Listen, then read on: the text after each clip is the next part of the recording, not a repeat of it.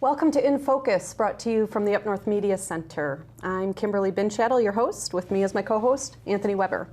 And today our topic is what happens when we treat our natural resources as commodities. We have two guests with us today. First is Jim Olson. He's an environmental attorney and is also the president and founder of FLOW, which stands for the Love of Water, a Great Lakes Commons Public Policy Center. Thanks for being with us. Thank you. Thank you for having me here. And also Peggy Case. She is the president of Michigan Citizens for Water Conservation. She's also on the steering committee to ban fracking. Thank you, Peggy, for joining us as well. So I want to start the conversation, Jim, if you would. I've been saying for years that water is going to be the issue that wars are going to be fought over within my lifetime. And today we want to talk about all natural resources, but I think water tops the list. You're both working on water issues. But the history, it seems to me, goes all the way back to the Industrial Revolution, the idea then that all these natural resources were just infinite. They were just out there for the taking, and that's how companies were formed: take, sell, all of that. I'll let you expand on it.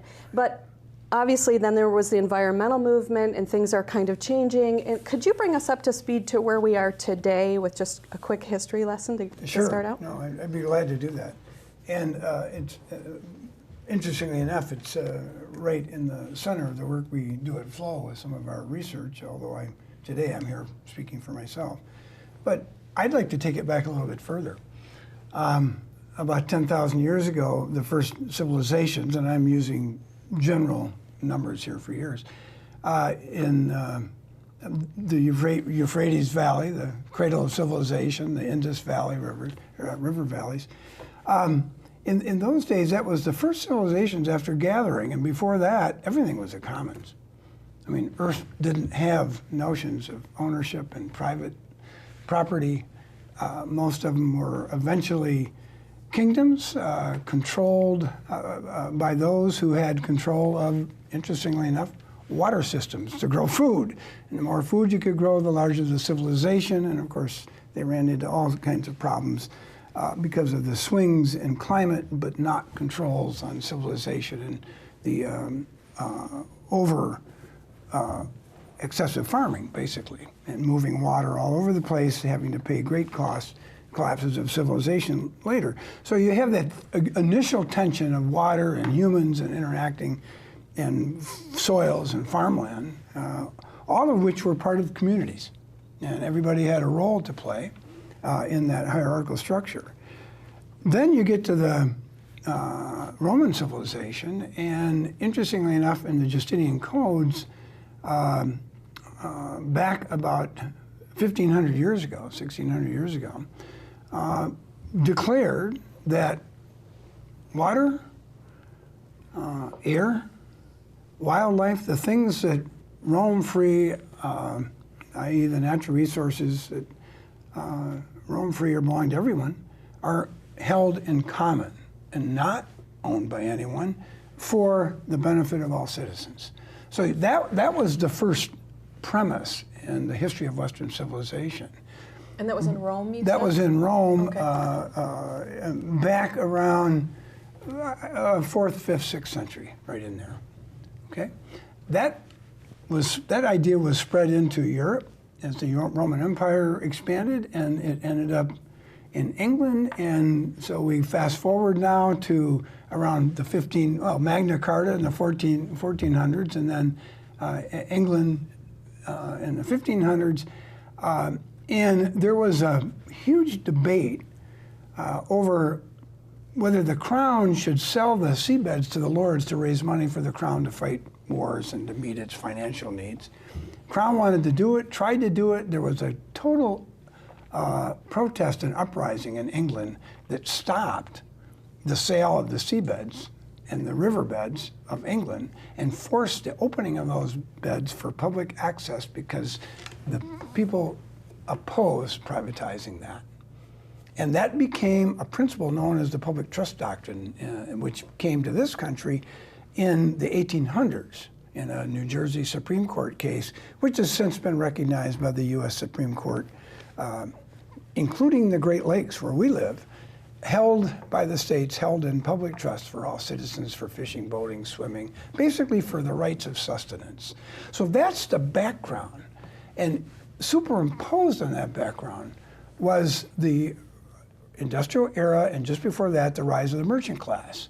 And that started the enclosure movement in England, which was to enclose and create private property that was not controlled by the crown and leased, but actually could be owned and conveyed like we do in this country today, known as private property, and instruments of transfer such as deeds. So at that time, with the rise of the industrial era, just as you said, what began at that time was the idea and the development later of the economic idea that productivity was a combination of three elements. One was they called natural resources, and so that idea of resource, as we were talking earlier, that idea of resource is an economic term to serve this equation. So just we keep that in mind, is distinct from a commons. So it foresees commodities. But natural resources, obviously, where do we get the steel from to make whatever we're going to do? Where do we get the materials to blow glass? Whatever the merchants were doing. And then after that came the industrial era, and so the demand for natural resources became a little more, a little more extreme and intensified, I should say, in impact. So you had coal and steel and mineral and copper and all the things, gold mines and all the things that began to be transported during the expansionist era of Western civilization, with all the West India companies, East India, you name it, Jacob Astor in the Great Lakes. So that, I mean, with that background, you had this equation: productivity equals natural resources, human labor, right, and investment of capital. And without those three, you can't have productivity. And that's been the way in which we approached the United States or North America when Western civilization came here. Exactly what you said.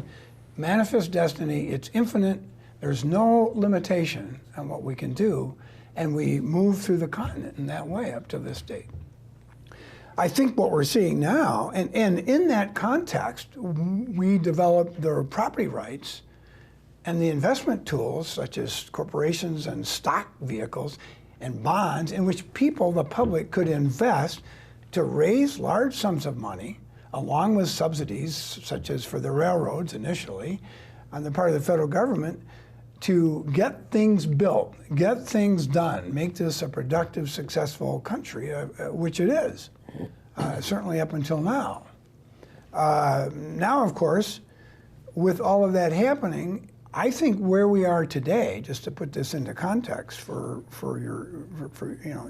ending your question at this point, I think where we are today is that this idea of infinite that you've said with this equation has brought us to the margins.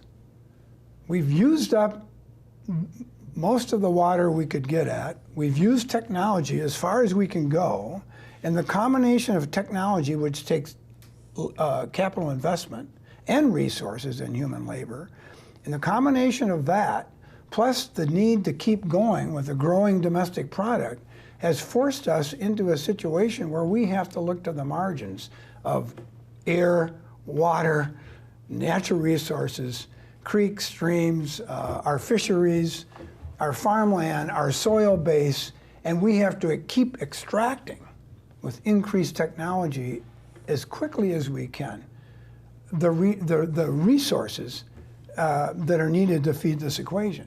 And I'm not speaking for or against. I mean, although I think my own values are, even though I was raised in a family that was business-oriented, I've come to realize that there are fundamental limitations on this equation and the infinite, and we see them. The Earth is pounding us back.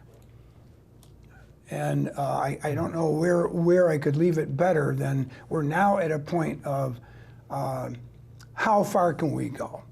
And the battleground in the world, I think, in the future, and you touched on this with water, is over who owns nature. Who owns water? Who owns nature? And there's two forms of ownership. One is to privatize it and create commodities out of it, right?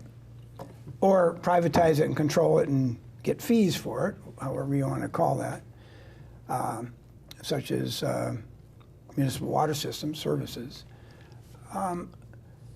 Or to simply move forward and destroy, like the Deep Horizon spill in the Gulf of Mexico, which still has dominated and overcome the violation of the public trust and overcome one of the largest regional ecosystems on the planet.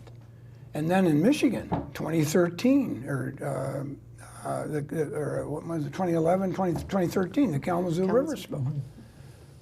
So there's another form of privatization going on, and that is the subordination of normal things that everybody uses and enjoys to the benefit. We have shifted the risk in favor of corporate benefits to keep the equation going when the level of harm now, the stakes are high, and the level of harm is great. And so I think we are now seeing the end of the infinity.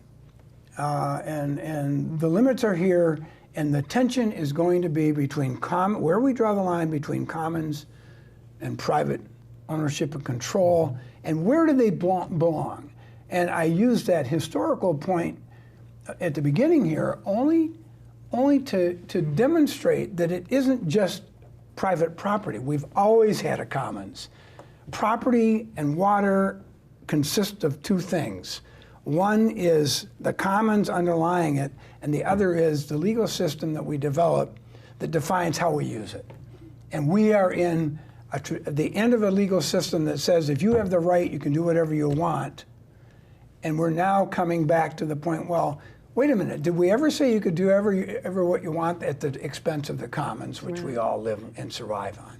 So that's how I would.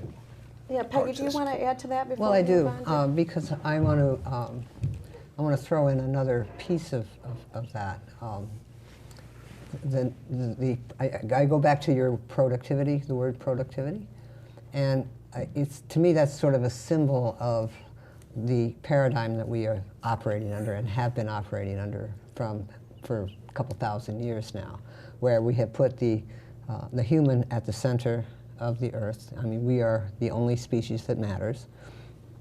And productivity means growth, means getting bigger and better and having more of everything.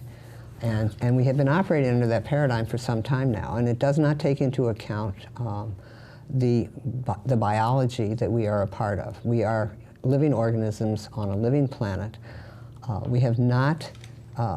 We've completely lost track of that fact, of the fact that we are absolutely dependent on the ecosystems that we live in, the water, the air, the land.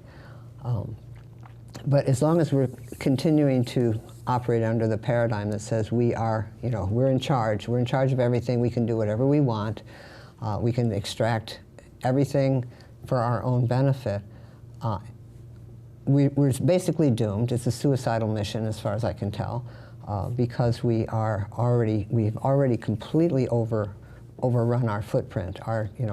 We've gone beyond what we could safely extract from the earth in any number of arenas, not just water, but everywhere else. There's still plenty of water, it's just that it's all dirty now. It's polluted. It's been appropriated in various places and shifted around and moved around to our benefit, but it's no longer able to serve the ecosystems that it was originally serving. So I think that the paradigm shift that is taking place right now among many people is a shift that's been required by the crises that we've created. Right. We've created a massive crisis. Water is the most crucial of them. We cannot live without it. We can live without oil, and we can live without gas, and we can live without gold and diamonds and all the other stuff. But an example from Maud Barlow's book that came up when I was just looking at it was what happened in Botswana not too long ago, when they wanted to modernize and be more productive and build big cities and have more industry and stuff, and they needed water to do that. You have to have a lot of water to have a modern, what we call a modern economy. And so they took the Bushmen, the indigenous people, and they took the water, the only water they had in the Kalahari Desert. They covered up their boreholes, and they told them they had to move out of the way because they needed that water for their own productivity. Now, that's just, to me, is a striking example of what's wrong. You know, that could happen, that the mandate to grow at any cost would want to wipe out a whole bunch of people. But those kinds of things are going on all over the world. And do you feel, Peggy, like in some sense we have gone past a point of recovery, or do you feel like if people take the warning seriously that we can recover what we've lost already in terms of not using this resource well? Some of it depends on who we think the we is, you know, really. I don't know if humans as a species are going to be able to recover enough to continue. We're not the only ones out there. We've wiped out a lot of other species in our mad dash to grow and industrialize. But I don't know if I could say that we're going to make it. I think that anyone who really cares about it will work their hardest to try to turn it around. I mean, you don't have a choice. You have to try to turn it around. But we have done so much damage to all of what we call natural resources, which I would just call ecosystems and living creatures, living things, systems. We've done so much damage, it's going to be very difficult. And we cannot recover if we're still functioning under the industrial growth economy. It just will not work. Right. Those two things are not compatible.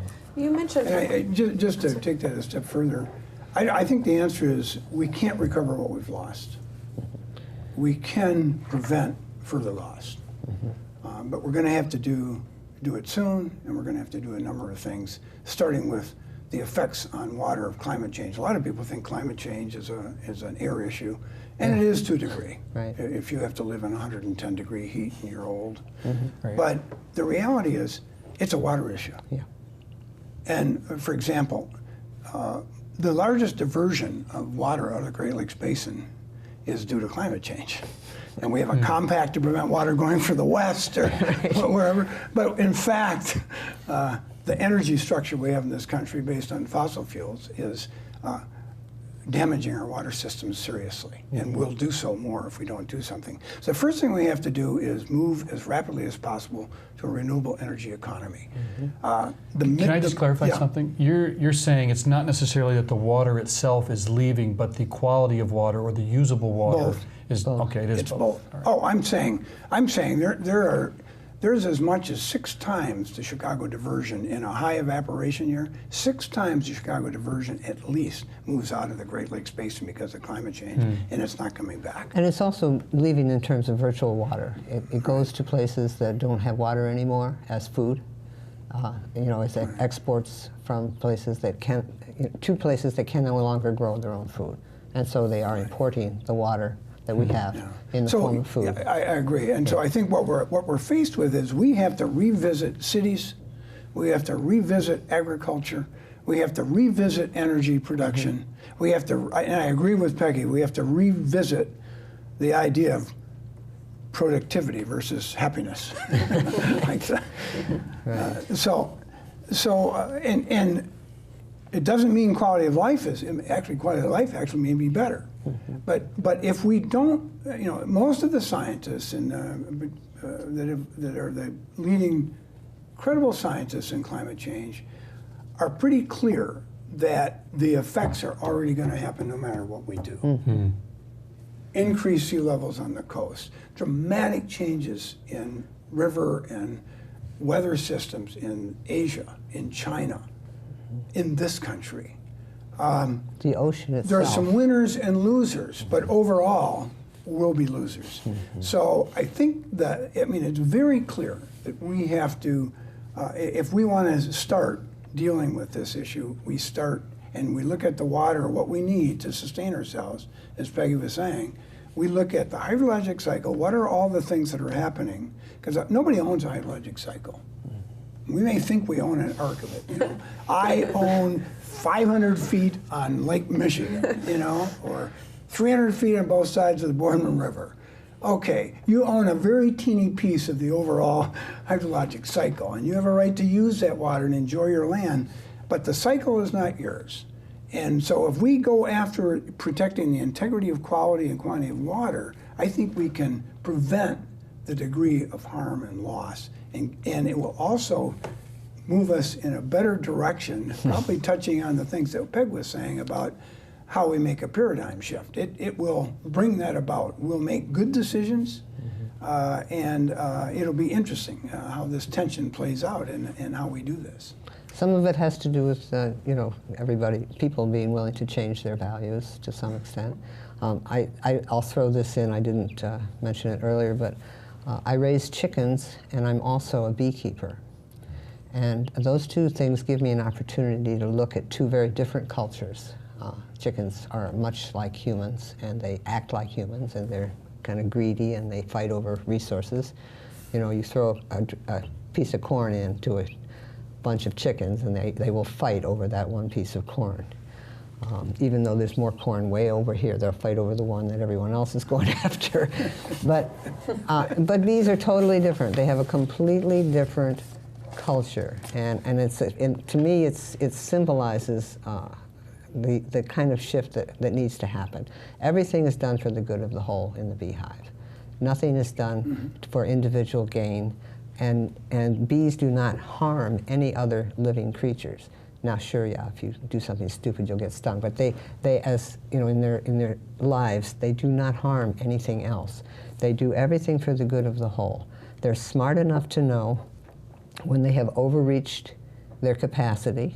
They will stop laying eggs. They will stop, you know, growing. They will stop growth when it's necessary. When it's time for winter, they stop having little baby bees. They cluster together. They share the resources that they have, and they wait till spring to start, you know, when there's more food available. So they make those decisions all along the line. If the hive is overcrowded, they divide it and they swarm, and they go and find a new home. We don't have a new home.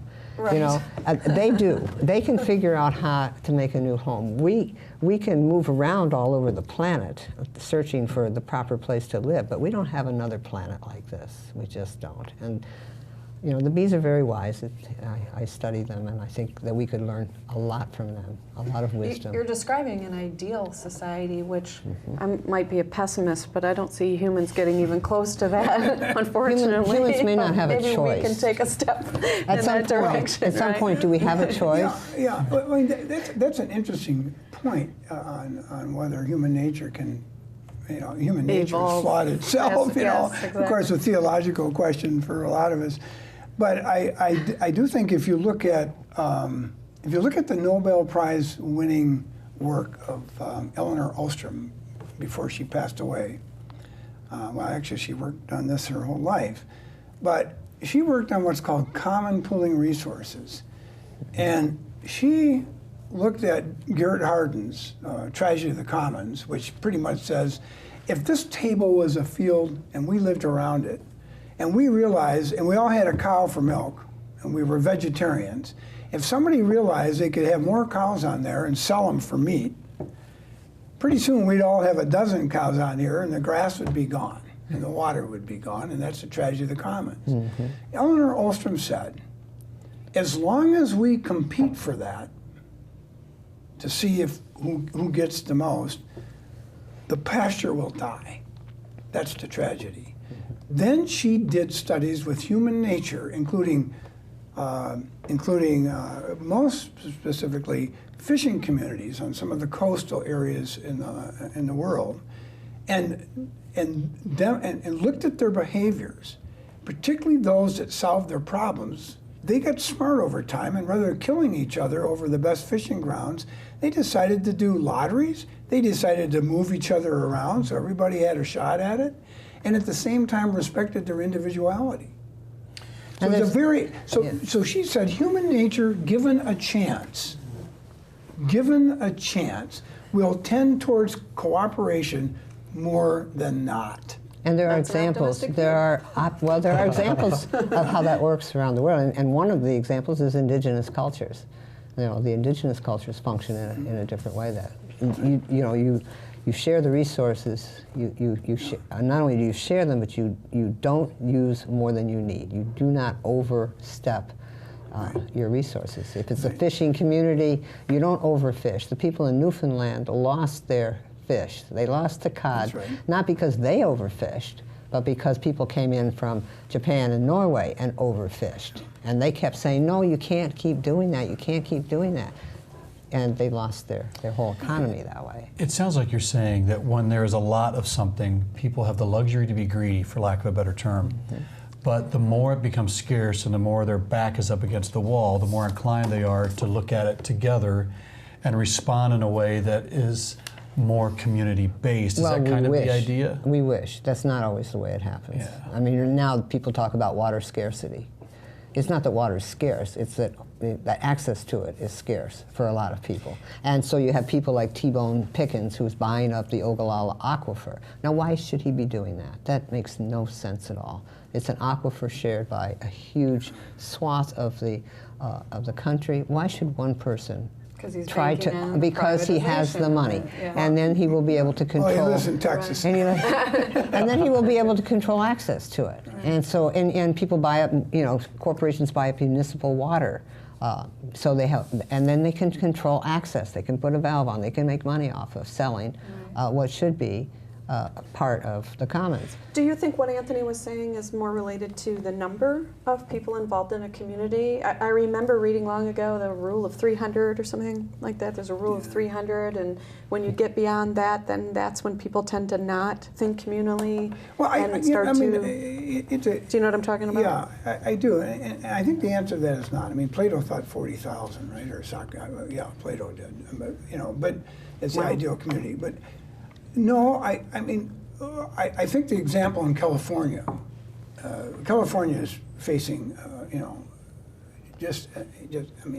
you have to do is go on the internet and read about this, or go to Circle of Blue with some of their stuff, Keith Schneider. California is facing a water crisis beyond any proportion they've ever had. I mean, is it because there's less water in the last 10,000 years? Of course not. California has had severe drought in the past. This just happens to be that period in which human beings are running up against that. On top of that, you have excessive alteration of water systems, so much so that the land sinks, the streams dry up, the fish that are supposed to be in those streams are not there. Farmers are clamoring to go deeper for groundwater because they don't have enough to grow food. Cities are clamoring for water. So is there a solution? Possibly. People are responding in that crisis, and with the leadership of Governor Brown and others, to begin to actually talk about water as a commons. So we've had a system that is defined. Water is based on a private system of appropriation rights. And there's suddenly a movement back. It gets right to your question at the beginning. What do you do when we hit the end? And do we keep going? No, it looks like there is something about reality and cooperating to find out how we can keep this stuff together. And is it going to be the same in California? No. Are they going to survive? Yes, they've got a shot at it. They really do. Are they going to have major shifts in agriculture and growth? Absolutely. But the point of it is they're talking about, bless you. Hey. The interesting thing is they're actually discussing this as a commons. They're even talking about public trust principles, which is a basic principle that harmonizes and limits the impact of excessive exploitation of private rights in water. So I'm going to anticipate some pushback to that idea, because you brought up an interesting thing about, in California, water ownership moving from a privatized model to more of a communal model. I'm thinking of this example in Texas of the guy who's buying up all the aquifers. Could you make an argument that private ownership incentivizes the person owning it to make sure the water stays pure or clear, so even though they're going to commodify it, they now have a vested interest in protecting the integrity of the water that's there. Do we have any reason to believe that there's merit to that argument? And I don't know, I'm just putting that out there as a question. Well, I mean, No, because every, I'm sorry, I'm kind of choking here, but every opportunity that cities have had to privatize their water, it has failed. There hasn't been, do you know of any where it has produced better water and more access? It has not. right. Because It's they the cut, opposite. they cut every don't- corner. They do. and They cut corners. They do not have the incentive. Right. And the other thing, I mean, your question was one of water purity, not quantity, and I think Craig's Correct. right. Yeah. Purity is not the only issue here. Quantity is an issue too. For example, T. Boone Pickens, his plan, and he acquired a lot of water rights through the southern Ogallala Aquifer in Texas, a huge area. His plan was to get the legislature to condemn land, to give him the power to condemn land, his company, so he could build a pipeline to Dallas, Fort Worth, where they were going to have shortages of water, and he'd supply the water. So yes, he wants that water to be clean because he didn't want to pay the cost of cleaning it up, or maybe he doesn't because they'll take it and they'll clean it before they serve it, through the pipes. But the reality is, when that water is accumulated for Dallas, it is no longer available in the watershed where it exists, and creates an ecosystem in which a whole bunch of people's lives depend on farming and ranching. And so rather than think about the community, what he was doing was thinking about himself to maximize and take opportunity and seize upon the opportunity of a water scarcity by controlling the water rights. That was permissible because Texas is one of 2 states in the country that has a pure, absolute groundwater right, where if you own land, you have an absolute right to use as much water as you want, do anything what you want, sever it from the land, even if it destroys your neighbor's well. Texas Supreme Court decision involving Nestle Corporation, actually, about, that was 8, 9 years ago or so now. So they created a legal system. That's the other thing here, is the legal rights shifting, going back and forth. There are subtle things, subtle battles, because how you define the legal right from land ownership to the right to use water can define whether it's a commodity or it remains in the watershed. And those are very big issues that we're going to be facing. And for example, with fracking in Michigan, you lease a piece of state land to drill your well for next to nothing, which, this is public land, and then you can take the groundwater for nothing. Right. 21 million gallons for one well, and that water is, should be part of the commons, and yet the people have absolutely no say in how that water is being used. Right. And it doesn't come back. It does not come back. It's gone forever lost. from the hydrologic cycle. So, and that's what fracking Yeah, does. just an example to follow up on what Peg's saying so people understand this. Let's say you got 20 million gallons for a hydrofrac well. That's taken out of the ground in 3 to 4 weeks. It's a chemical mixture of sand and water, and it's pressurized and under high pressure, goes a mile down, horizontal, breaks shale, releases gas. Sometimes it releases oil, depending on what's in the formation. And radioactive material. When that happens, 40, 50, 60% of it stays in the ground. The other stuff comes back up as flow back. It's so toxic you have to capture it, get it into a big tank, have trucks haul it off site, take it to an injection well, and put it a mile down somewhere else. So it's gone, and whatever is left in either place is still there. And as we know, water never moves, so it'll stay there forever and it'll be perfectly safe. Don't worry about it. Don't worry about that toxic stuff below your groundwater. Yeah. But I think getting back to your question, is there an incentive to keep water pure? Not always. Sometimes the purpose is for fracking. Sometimes it's for mining, like the water that escaped industrial use in the factories. Yeah. So. Yeah, and our water laws allow a certain amount of pollution. Dilution is the solution, basically, when it comes to rivers and lakes. So that will, that will not be a predominant interest in my view, unless you're Nestle Corporation, who wants to sell water in a bottle outside the basin or in the Great Lakes Basin. They want that water pure. So they're going to be real water protectors, but also real water privatizers in the sense of, well, can we change the law so we can take this water out of the Great Lakes Basin? Which the company, to a degree, they didn't succeed entirely, but to a degree, they convinced the appellate courts in Michigan that they could, to some extent, for the first time in Michigan's history, have the legal right to move water out of a watershed, even though it dropped the stream by 35%. Was that the ruling that simply limited the size of the containers that they could take the water in? That's the Great Lakes Compact, which prevents diversions out of the Great Lakes Basin of water unless it's in a container, well, less than 5.7 gallons, just what you were saying. But the Nestle case had to do with the legal right. So everybody, all of us here in Michigan have two legal rights. One is if you're a riparian owner, or if you're a member of the public that uses a stream for fishing and boating and swimming, downstream owners and people that use that stream have a right to insist that that stream stay healthy and that the same amount of water is in that stream to enjoy those uses that you're entitled to by law. And up until the Nestle case, the Supreme Court of Michigan said you can't divert water out of a watershed if it materially drops the flow and level of a stream, because that interferes with the public and private rights of the stream. Nestle came in and says, we'd like to change the test from a limitation where it harms the stream or drops the lower level of the stream to a test that allows us to balance our economic benefit against the harm. And as long as it's not an unreasonable harm, we get the benefit. That the Court of Appeals adopted.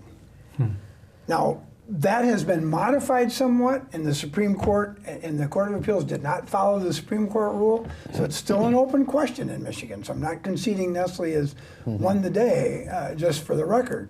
But they certainly have won the moment in the sense that they can get bottled water out of here. But the reality is the Supreme Court and the appellate courts, Court of Appeals, ultimately limited the amount of water they could take out of that watershed through those wells, piping it to another watershed and shipping it out of the basin or somewhere else in water bottles. Why? Because the judge said even under the looser, relaxed test that you want, the harm is so substantial you can't do it at 400 gallons per minute. You're going to have to drop your rates. And so now it's an average of 200. It's half. They can only do half, and in the summer they can do about a quarter. They wanted to double their production. Right. Instead, they had to half it, and it got halved in times because of the harm. So you know, we solved that issue in Michigan, at least for now. But the door is open. Right. I mean, so you have this tension, and that's a subtle one. It's a subtle one because people think, well, privatization is just you buy the water, you own it. You buy the water rights, you own it. If you buy land and you have a jurisdiction like Texas that says you can do whatever you want and sell it wherever you want, that's a big deal. You got a lot of water, you can do what you want if you have the money, like Peg said. If you're in Michigan, no matter how it impacts your neighbors. Right. And if you're in Michigan, you can buy land and you can send water out of here, according to the Court of Appeals in the Nestle case, but not so much that it causes harm to your neighbor or substantial harm to your neighbor.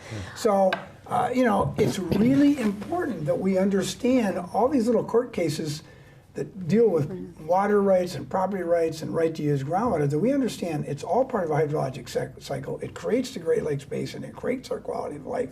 And the more you open up the right to send it somewhere else and turn it into commodity, you are shooting your own economy in the foot, you're shooting your own health in the foot, you're shooting your community in their feet.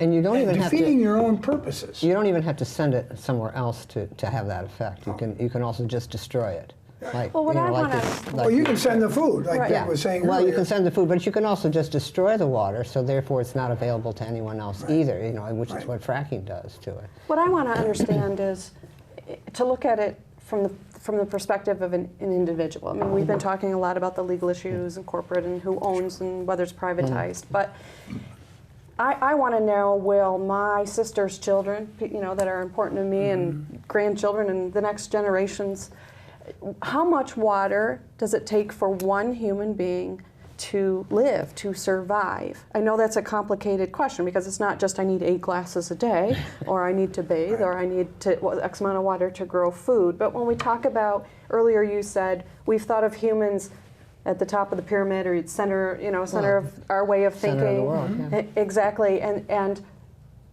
it almost feels like we do have to sell this concept of water being a basic human right, or for the other creatures on the planet, that kind of thing. So it's a basic need also, and you cannot live without it. So how do we quantify that? How do we identify that and say we need this? There's these people; they need this amount of water. After that, then it can be used for fracking. There's two ways to come at issues. I don't think the quantity that anyone needs is really the issue. It's the fact that they need it, period. You cannot live without it. So, I may not need as much as you do because maybe I have a slightly different lifestyle. The point is we still need it, both of us. We need it for our food. We need it, just to drink, to hydrate our bodies. So there's no way we can live without it. And that fact alone is all you really need to know. The quantity is not so much important, I don't think. But when we're talking about in the government, in the legal realm, we kind of have to have something to work with, is my point. You know what I mean? I'm not arguing if water's that. in the commons, then we need all that water to have access, for everyone to have access to it. I would answer your question, if I may, in a little bit different way. I mean, similar, but I think different enough. First of all, your question was, how much water does somebody need to survive? Are my children, my grandchildren, communities, people I care about.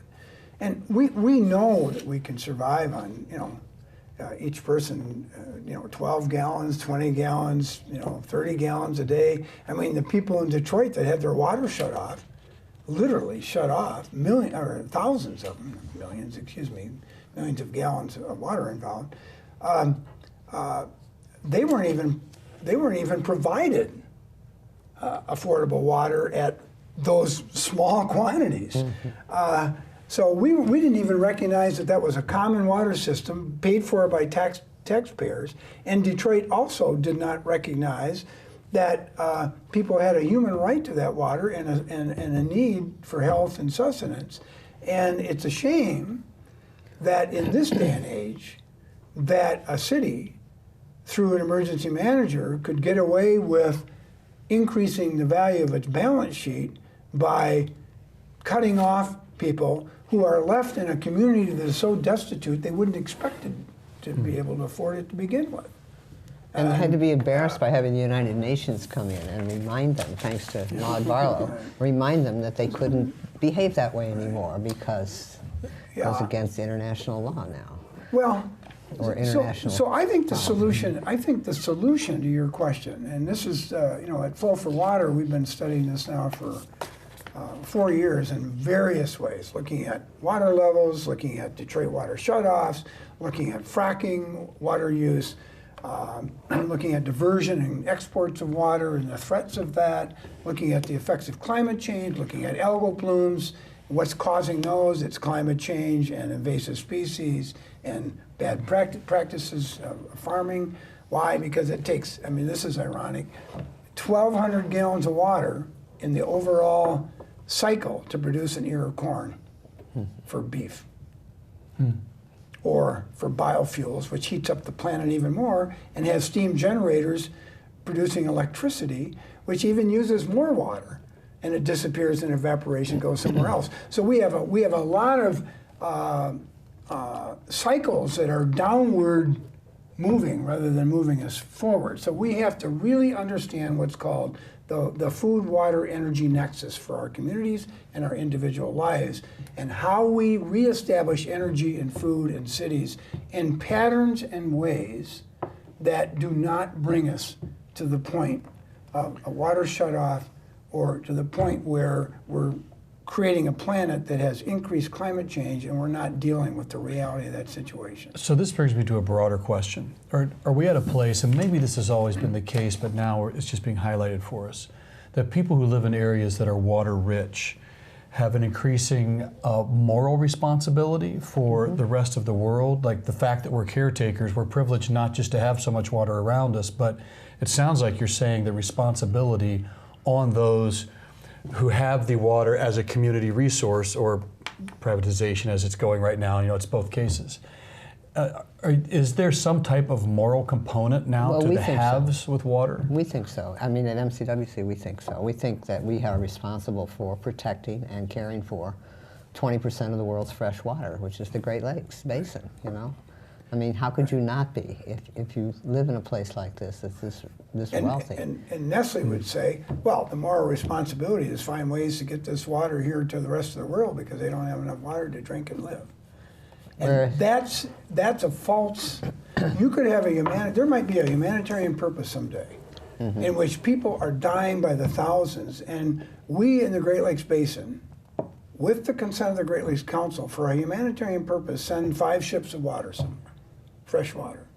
Fine, but that's a lot different than commodifying water and creating a system which is based upon selling water to the rest of the world at the loss of the Great Lakes Basin and the 40 million people who live here and the ecosystem that supports the life that is here. So the higher moral responsibility, I think, and I think legal responsibility under the public trust doctrine that I mentioned earlier that applies to the Great Lakes, is to assure that the integrity of water in quality and quantity is never materially diminished in every watershed and basin on the planet, and conform our lifestyle accordingly, which means, with the appropriate exceptions. Which means you work with people who live in places that used to have water,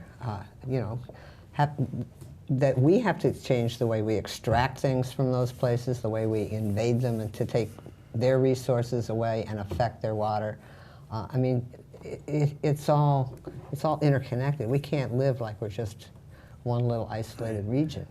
You know, when we're going to eat all these, cows that are raised in Brazil at the expense of the Amazon basin. You know, we're going to allow.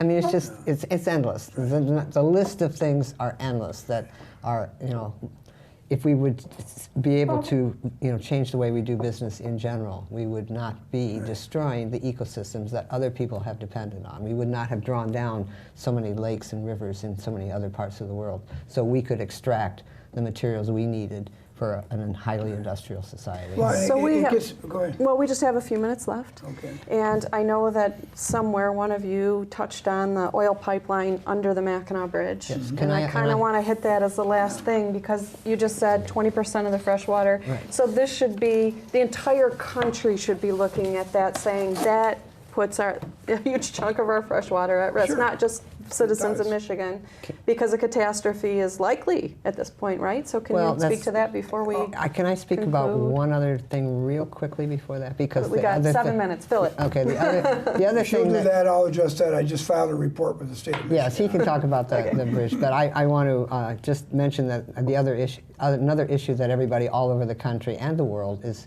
discussing is the extreme extraction of fossil fuels and how it connects to climate change and how it connects to the destruction of water and land and air. And it's the tar sands, it's the mountaintop removal, it's fracking. It's those things that are, where we are going after the last little drops of whatever oil or gas we can get and destroying the planet in the process. So in Michigan, we have an opportunity to let people decide for themselves how they feel about that. We've done a poll that says 50% of the people would prefer not to have fracking in Michigan. So we have a ballot initiative right now that's in its last 5 weeks of trying to collect enough signatures to put it on the ballot and let people decide. And we would be banning not only fracking, but fracking waste, which is the stuff that gets injected back down, because we are now accepting waste from Pennsylvania and other states. They are increasing the waste facilities in Detroit. So I just wanted to make sure that's known. Thank you. So, line 5. And I'll say line 5, and then I'll end with something, a suggestion. So, the issue on line 5, it is 20% of the world's This water. is the pipeline under the bridge. Under the Straits of Okay, it's called line. Okay. All right. And by the way, that has a lot of water crossings where if there was a release, the harm would, the oil would flow, the crude oil would flow into the Great Lakes, either Lake Huron, Lake Superior, Lake Michigan, depending where it is. So we've got a problem in this country with oil pipeline safety. But more importantly, we have a problem of where we've put them historically. even the governor, the attorney general, the director of the DEQ have all said you could never locate a pipeline under the Straits of Mackinac today. It's been there 67 years. The question you have on high risk, here's how you answer that question under the Straits. First of all, it's public trust. The primary duty is not fossil fuels. It's protecting the public trust for all citizens in this state in fishing, boating, swimming, shipping, recreation, and all the economy that depends upon it. The public trust doctrine, a legal doctrine, grants each citizen the legal beneficiary right to insist upon that. Secondly, the degree of harm is so high, it's so catastrophic, from Beaver Island, if there's a release, down to Sheboygan, Alpena, Rogers City, and up into Canada. It's just so significant, and then surrounding Mackinac Island, by the way, one of our jewels, second state park in the nation, or second national park in the nation, first state park in Michigan. Extreme harm, everybody agrees it's unacceptable. It's too high. Our experts at FLOW have filed a report with the state government that says, look, this is a category high, tier 1 risk. That means you must eliminate oil, at least temporarily, while you study and find another alternative. And that is basic hazardous materials management principle, course 101. And we are not following principles of course 101. When you have a high catastrophic harm, it is not the likelihood of it So they happening. haven't stopped the flow of It's the oil. not the likelihood of happening. You could say, well, that's a chance of 1 in 1,000 years. When is that year going to happen? And that's Right. and Are Okay. you optimistic about I'm optimistic. their response? Yeah, look, I think the response was correct, that it shouldn't be, and it should be removed, and our experts are correct. I'm not optimistic is the government is dragging their feet. There should be a request to Enbridge right now. Would you voluntarily not allow that oil to go under the straits while we find an alternative for you? And that company should be saying yes. And it should be done before It's winter. common sense. It's just plain common sense, plain prudence. And the company, in their easement in 1953, that allowed them to put that pipeline under the straits, it says in the easement, we covenant that we will take all actions as a reasonable, prudent person to protect public and private property and protect the public health of residents of Michigan. And they agreed to do it, and they're not doing it. The public trust requires it. It's not being done. So we have the answer. It needs to be done, and we need leaders to enforce it. Before, so you're pushing. before winter. Somebody's pushing. Well, a lot of people. A lot of people. Almost I think virtually every environmental group and many business groups, from the northern Most part, citizens in almost Michigan. most citizens are opposed to that pipeline. You can't go anywhere without it running doesn't into make people good who. sense. Right. Who are So you opposed. said you Doesn't had a make final sense. word in our last minute. Well, What was your final I thought? was just going to say that, back to this, I don't know if you call it a moral question, but it seems to me that if we can just slow down a little bit as human beings here on this rampant productivity or materialism, as the Pope, thinking of moral issues, Pope Francis has suggested, if we can slow down and rethink what are our true values, what is really what defines the quality of life, like children and grandchildren, and community and friends, and the things we enjoy, like fishing, boating, swimming, drinking water, growing food. Those are all the basics. That's what the Commons provides. So if we just slow down and think about that and redefine the line between private and public in a way that always respects the public commons, I think, back to your question, Anthony, I think we can make it. But if we don't do that, we won't. And that's the battleground. And the interesting thing is, when you talk about your inalienable private rights, you have two rights in property or public property. One is what you own or lease, or where you live, what you occupy, and what goes with that. The other one is every time you take a breath of air, you're exercising the right in the commons. Every time you take a drink of water, every time you do something to protect that. So they are not one or the other. They are one whole, and you have to define the line between private and profit in a way that always preserves the integrity of the commons, both in quantity and quality. And we can make it, and there are legal principles like public trust doctrine that can help us get there. And you also need to remember that we are one planet, Yeah. that we are all connected. You know, the Bioneer slogans, it's all intelligent, it's all connected, and that access doesn't just mean just the people who have the stuff now. It means everybody needs access, and all creatures need access. You know. I think that's a beautiful, I'm sorry. Very nice. No, I just. A very nice statement to end on. Very nice. Thank you for Yeah. the conversation. Thank you for Yeah, coming thank you. today and sharing your expertise with us. And thank you at home for watching here at In Focus. Please, also, my personal mission, spay and neuter your pets. Have a nice night.